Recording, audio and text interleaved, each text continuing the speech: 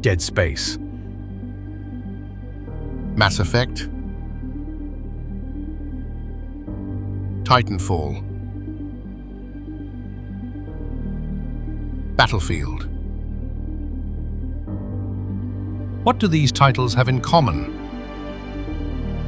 Some would say that each franchise has at least one title in the pantheon of gaming, or even that the studio responsible for these titles is either dead or a shadow of its former self. However, the answer is actually very simple. 2 letters, simple. EA, Electronic Arts. Indeed, these games were published by EA. However, before this company was voted Worst of the Year twice, has a knack for milking talented studios dry, then unceremoniously kill them. EA actually published good games, even great games. Nevertheless, we aren't here to discuss EA's business practices. To be frank, this topic has been covered extensively and by a multitude of different parties. We are here today to discuss the fact that the same studio who released this game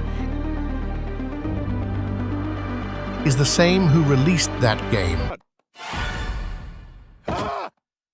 That being said, in order to understand what really happened, we need to turn back time, 15 years back to be exact.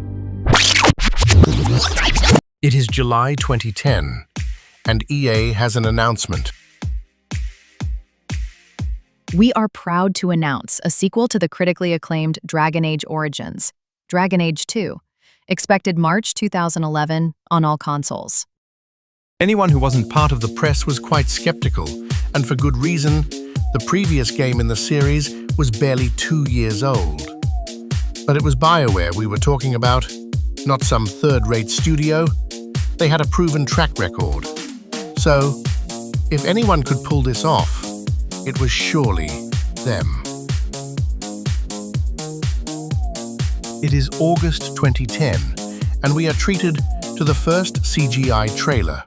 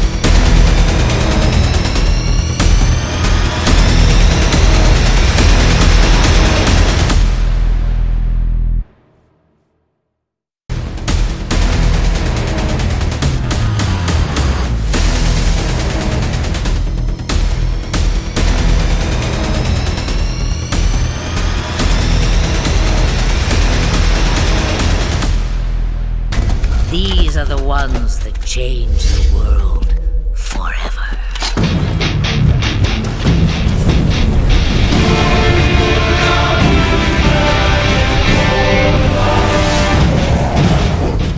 Needless to say that this trailer put an overwhelming part of the skepticism to rest and secured even more pre-orders. This was a time when E3 was still a thing, and buyers naively thought CG trailers represented actual gameplay. Why would a multi-million-dollar company ever misrepresent a product to boost sales? What a far-fetched and asinine idea. For reference, this is what the actual fight depicted in the trailers looked like. But we'll come back to that later.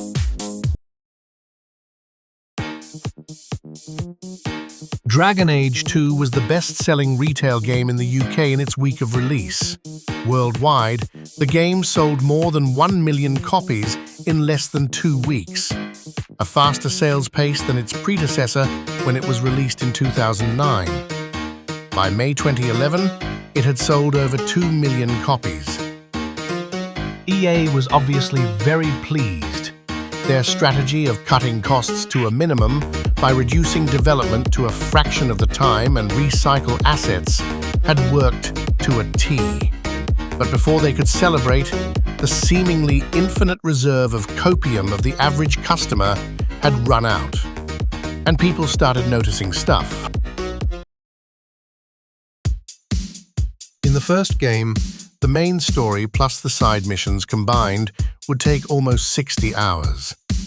As for the sequel, it would set you back only 40 hours. In Origins, there was an entire kingdom to explore, but in the sequel, the story takes place in one big city and its surroundings, riddled with reused assets. And that's for a $60 game, at a time when the minimum wage was $7.25. I'll let you do the math. However, it is safe to assume that for most people buying this game it was, at the very least, several weeks of savings. One of BioWare's core goals when creating the game was to improve the formula established in Origins. The team evaluated Origins' overly complex mechanics and considered players' feedback. The team's goal was to make Dragon Age 2 more accessible to new players and appeal to more players, so they decided to streamline some of the game's mechanics while retaining many conventional elements of a role-playing game.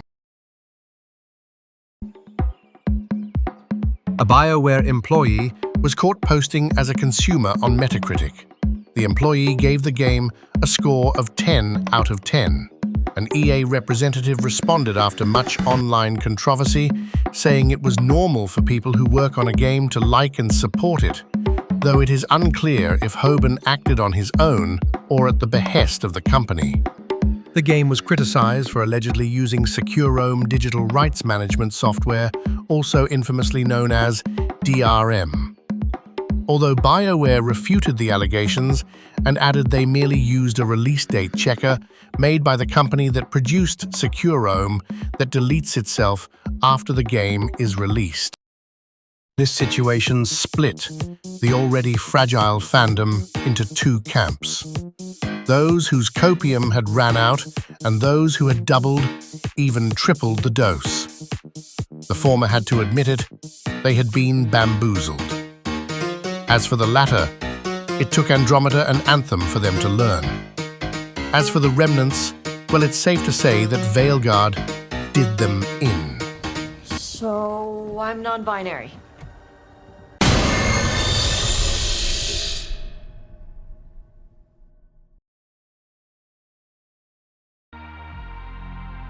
When all is said and done, Origins had a 7-year development cycle. The game's first demo began in November 2002. It was officially revealed at E3 2004. More than 180 people worked on the game, and full-scale production began 3 years after the game's initial development. As for the sequel, EA gave them only 16 months to finish development, thus forcing the team to crunch for an extended period and reuse assets.